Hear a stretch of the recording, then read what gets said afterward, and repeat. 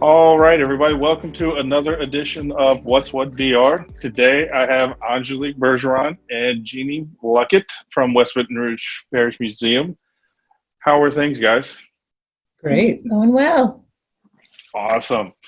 So you guys, we're all kind of jumping in, and you guys have a lot of activities for people to do, around the grounds that you guys have. How much grounds is that? Is that, what do you? We're on a 6-acre campus with 8 historic structures. So our main museum was what's left of the 1880s courthouse. Then we have, an 1850s enslaved persons cabin, a plantation house, other cabins, a barn, A plantation store, a juke joint, right. just a beautiful campus to explore and stretch your legs. Yeah, and then several galleries with changing and permanent exhibits in the main building as well. Awesome. And probably the first question is just to clear the air. You guys are open, closed, half open, half closed? We're open. We're currently under phase 2 restrictions. We don't accept large group tours, but family groups are more than welcome. And we feel that we are uniquely set up to really host and customize the tours for family groups. Yes. That's awesome. And you said you got a building, it's from the old courthouse, you said? From 1880s. And what courthouse was that? The West Baton Rouge courthouse, the third courthouse. Okay. West Baton Rouge. Mm-hmm. That is a long And time. Howard building. That's our main entrance. Okay. And so you guys have, obviously there's a mission that you guys are keeping, alive over there. You mind giving us a little bit of kind of what that is for people who may not know? Sure. We're a regional history museum and an educational resource dedicated to preserving the history and culture of West Baton Rouge and the surrounding region for future generations. Awesome. So these tours that you can do, obviously can't do large groups and those kind of things. This is something, a family can pick up, the phone and ring out and say, hey, this, we want to come out. Yes, absolutely. They can call our number 336-2422 or check out our website, westbatonrougemuseum.org. Of course, you can come without reservation as a walk-in, but if you want to plan something a little extra special just for your family, go ahead and call ahead and make a reservation, and we can plan something special for you, be it a blacksmithing demonstration, a woodworking demonstration, or we have a few other options as well that we could discuss with families to see what works for them. Yeah. Tell me, that's one of the things that was interesting. I've heard a little bit of this, in full disclosure, but the blacksmith, shop, that is full working, full blacksmith, like real deal, not, a guy just kind of with an anvil and a chair. This is. Nope. It's an apprenticeship program. We also do demonstrations, as she mentioned, but when in the fall months, when it's cooler, it's a lot more pleasant to sign up for a blacksmith apprenticeship, and it's a weekend-long program. Yeah, you come for 2 full days for that, and you leave with basically all the blacksmithing basics that you need and a hardbound book with more tricks of the trade. And once you've paid for and completed that course, you get to come back and use the blacksmithing shop to further hone your skills and practice. The little catch is because we're open to the public, if a tour walks through, you can just kind of stop what you're doing, explain what you're doing, and then keep banging away. So That's amazing. And how long you guys have been doing that? Is that new or? like maybe 2 years now. Oh, it started in 18, summer of 18. Yeah, since 2018. Yeah, we started in the summer of 2018, like she said, and then quickly realized summer is not the best idea. The diehards stuck it through, though, but you can imagine it's very hot when you add, hot, cold. Forging iron, right? Yeah, Right. in addition to the Louisiana summer heat. Right. So now it's a fall spring program. There you go. Live and learn. But I've never heard of anywhere you could do that. So it's, that's what was interesting when I heard about it. So are you guys doing the same thing kind of on the woodworking side or? We are. It's a hand building class. So we have antique woodworking tools. And so you get to learn, what all these devices are, the names, a little bit of history behind them. And then you make something to keep. Same with blacksmithing. You leave with what you make. So Yeah, and then for families that come in, we can, during this phase of operations, we can do demonstrations and they can, see some things. We can answer a lot of questions. But in the fall, you'll be able to actually sign up for the long range workshops and make some things. And so with that, families can obviously do the tour, come through, you guys walk them through, see everything. They decide to do this, come back in the fall. What you guys had been running a camp for a long time. And, Jeannie, you were on some of the webinars with us. We've heard some of this, sad news there, but, what's the kind of update with the camp program? Oh my gosh. So, well, I guess the silver lining is the entire world can enjoy 5 days of fun, via our website this year. So if you go to westbatonrougemuseum.org, we have 5 days worth of activities. It probably pales in comparison to actually being here because we do a whole lot more, but we chose activities that had something to do with this year's theme, which was made in Louisiana.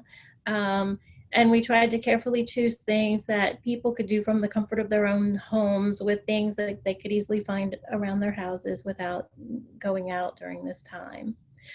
We made our staff just, embrace their creative side and had so much fun creating videos that we added to the lessons, and just a whole lot of fun. So you'll get like a little bit of Louisiana trivia and a little history, and then hands-on activities that sort of reinforce what you just learned in some sort of a zany way. And, I just believe in, instilling pride in children for being from Louisiana. So often you hear we're last in so many things, but we're so great in so many more things. And we're a unique culture and we need to celebrate it.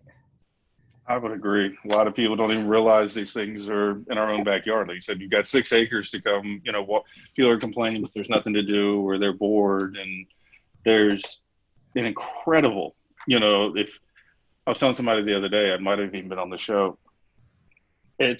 I've got family that lives in Chicago, so it's not a knock on Chicago, but like, they live downtown Chicago, like in an apartment, 30th something floor. I don't know what I'd do with myself right now, because like they go down, so it's just concrete, brick everywhere. They get a park, they can walk in a circle, but here it's go for fine plantations, get in the canoe, get in a tube and go float down a river. There's so many things, that we have. And I was just kind of looking through the list, before we started talking here, of all the things that you guys have, everything from, the Sugar Fest, you've got open houses, you've got workshops, you've got the spinning, the weaving, the ceramics, lectures. It's a lot of stuff, and all this is still going on, right? Yeah. Or most of it, right? Like some of those things we can do for like one household. And, in the past we could offer a workshop for 40 or 50 people. Now, we can offer a workshop for just your household, or maybe a cool date night or something like that. We can still do all kinds of great things. We just have to change the way we do it. Yeah, that's awesome. I think I like the blacksmith shops has got me excited. I'm going to be there, I think. I keep talking about it. So anything else going on that we, kind of want to cover and want to talk about? Well, while we're talking about the grounds, we did a lot of improvements. So when we closed to the public, we kind of doubled down on a lot of capital outlay projects that we had planned here, new sidewalks, new gardens and paths to walk around our campus. So it's really a lovely place. Other improvements to the building that were necessary, painting and windows, not as exciting, but the sidewalks I think have really enhanced. I see people, there's a running club that runs every week here in Port Allen, and I see people on our sidewalks every day. So it's exciting to be a resource like that for our community. Yeah, our grounds are open. It's park-like, truly. It's beautiful and inviting. There's no gate around the property, so you can walk through and enjoy these paths whether we're open or not. It's so much fun to arrive at work in the morning or when we're leaving in the evening and see professional photographers out taking, we've seen everything from homecoming and wedding pictures to graduation pictures and baby pictures. Yeah. There'll be a little teepee set up and a little, My favorite, my absolute favorite is the one day I drove up to work on a Saturday And someone, I applaud them for their effort and creativity. They brought a horse trailer and brought a pony. Now that's Wow. clever and a whole lot of effort, but hey, I bet it made a really cute picture. Yeah. We had talked. On our website. We should should. encourage We those because I'm should. always like, I see Yeah. the stuff that people are hauling Yeah. out for family portraits. And Yeah, and if you come here to walk around, we're part of the Port Allen Cultural District, recognized by the state of Louisiana. You can keep on walking through and go on the levee. Beautiful trail, absolute best view of the Baton Rouge skyline. So, I mean, there's a lot to see and do here. Directly behind it. My wife and I were looking for some place to take the kids and just let them run, and it sounds like this is the way to do it, and rolling down the levee if you haven't done that, yet, you need to. Well, I have a 4.5-year-old who had to come up with me to check on the sidewalks and, the ramps and all the other things that we've been doing over the break. And I'd bring her bike and she'd ride around the sidewalks and just stretch her little legs while I was checking on everything here. So it's a beautiful. It really is. Well, that's awesome. What I forgot to tell you about, we also have a big music scene here at our museum. West Baton Rouge Parish is home to the legendary Slim Harpo, great blues musician. And so one of our newest permanent exhibits is a freestanding building on our grounds that was moved here 3-4 years ago. And we turned it into a juke joint. So it's a freestanding juke joint exhibit interpreting local blues history and celebrating all the blues legends that came from West Baton Rouge Parish. And so we have everything from this book Angelique's about to show you to concert series and also a blues after school program to keep the tradition going so future generations can keep on singing and playing the blues. That's awesome. That really is. Sounds like you guys have got a lot going on out there, even amidst, everything else that's going on between capital projects and random photographers showing up on the grounds. Oh, we love it. Yeah. We love it. We have a problem saying no. We just get an idea and we're just like, let's try it. Let's do it. And we just do. And somehow it always works out. Jeannie's had a vision for a while now about this demonstration barn and these workshops and just really making it come alive. There's so many incredible tradition bearers in Louisiana that we just want to make sure that these traditions are carried on. It's part of our mission as a community museum. So we really want to do those kinds of things for our community and to make sure we still know about blacksmithing and how the Acadians made the pegged furniture and the old house construction methods that they used back in the day. So these are important and we want to see them continue. Oh yeah, learning how to play the harmonica and That's fun. How to plant sugar cane, all kinds of things. We just don't want those traditions to die away. And we definitely live to serve the community. We all feel really fortunate to work with an awesome team here in a community that really supports what we do. And it's really neat that we take the local history and connect it to the greater region around us. So we're always tying it to the greater Baton Rouge area, the state, national and international levels, because when you stop and think about it, it's all absolutely connected. So. Well, this is the stuff that makes us, kind of our culture. This is our, history, and you can't learn that from an app. You need to, get out, smell it, and, feel the heat from the fire, and, build a couple things. So that just sounds awesome. Well, guys, I think you've got a great thing going on over there. I've kind of kicked around the site and it looks good. And sounds like a bunch of projects. I have to get out there and take a look at it. And fortunately, it sounds like we can. There's not a gate. So come on. Yeah, please come. Anytime. That'd be great. All right. Well, anything that we're missing before we let everybody get back to work? Well, this year would have been our 25th annual Sugar Fest. And so out of an abundance of caution, we're kind of planning for that to be a virtual thing this year. So, but it's also a wonderful opportunity for us to be able to record interviews with these different tradition bearers that we highlight at Sugar Fest and kind of save that for perpetuity. So we're excited to be able to do that. Look for that the first weekend in October. Yeah, and also just live music concerts from the comfort of your home as well, because we'll be working with the musicians we tend to work with every year, and so we'll be able to record that as well. So they'll still come out, and play, and and then stream live. Yeah. Well, Well, and it'll then be some, recorded. they'll be Oh, recorded. okay. Yeah. And then, those that are comfortable coming out, and we'll space them, will come out. And those that need us to go to them, we will do so. And it will be just like your regular festival schedule. It's just you'll click on, and at a certain time we'll air this activity or that concert. Yeah. Oh, that So sounds fun. We You have to do in keep us normal updated. times. In normal times, we do monthly jams. So the second Sunday of every month is an old time open country jam, and the third Sunday is generally our Cajun jam, or La Jam, as we call it, with the Cajun French Music Association of Baton Rouge. They have not returned yet. The Cajun jam hasn't since the pandemic, but the country jam, the old time jam, is the second Sunday of every month, and they performed on the 14th. We had about 30 people that day, we did socially distanced and spread out. outside. So we were Outside. completely Yeah. okay. But it was so great to see faces outside. People wore masks. We were under the comfort of sprawling oak trees, so lots of shade, lots of breeze. And people were genuinely happy. It was a completely contactless experience. We just asked that anybody that wanted to come, bring your own lawn chair, bring your own little ice chest with your bottled water and such.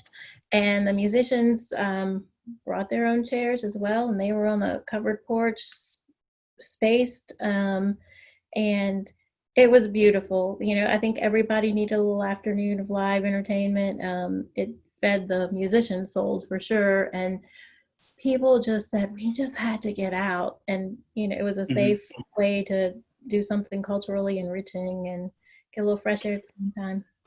And I think that's, a lot of times, I was talking with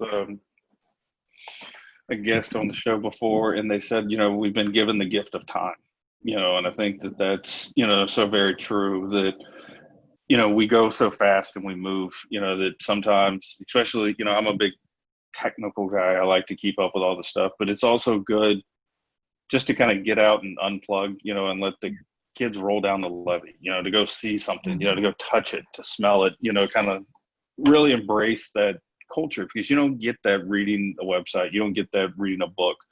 And so, I'd encourage everybody, all the families out there, get out, take a Saturday afternoon, and burn, 3 hours, pack a lunch, and just sit outside and eat lunch under a tree. Sure. It's simple, but those are the things that I think, I can remember things from my childhood, and those are the kind of I don't remember the shows that I watched. I don't remember, sitting, all the time at the house, or, going to someone's birthday party. It's more those, we're talking with tourism division earlier, and we were talking about how, I can remember for July 4th one year, I just went and, my mother and I and some friends we got, and we just went and got in canoes and just paddled around the Atchafalaya. Yeah. I remember that, so it's getting out and doing some of those things. So I hope we can get enough, parents will see this, the show's been doing extremely well, and they'll go, hey, that's literally in my backyard. I can drive over, I can go take a look at it. We can spend a couple hours, maybe grab lunch, or maybe, like I said, eat lunch under a tree. Yeah, So really. It's all about the adventure. Yeah. There's some really great restaurants around us as well. There's Couillon's Barbecue, Court Street, the Lunch House. There's several just really wonderful places you can pick up and come sit under our trees too. Oh yeah. There you go. Local snowball stands if you just need to cool off. Oh, the River Queen. The River Queen. Oh my gosh. So our summer history camp a few years back was featured in Southern Living magazine, and while they were here, they were so impressed with the Ida burger from the River Queen. It's an old-fashioned burger stand that's been around for decades and decades. When my dad was in high school, it was a thing. So it's been around for a while. There's a lot of history on the west side. Yeah. There's those are the best, burgers. Those little hole in the wall, that have been there forever.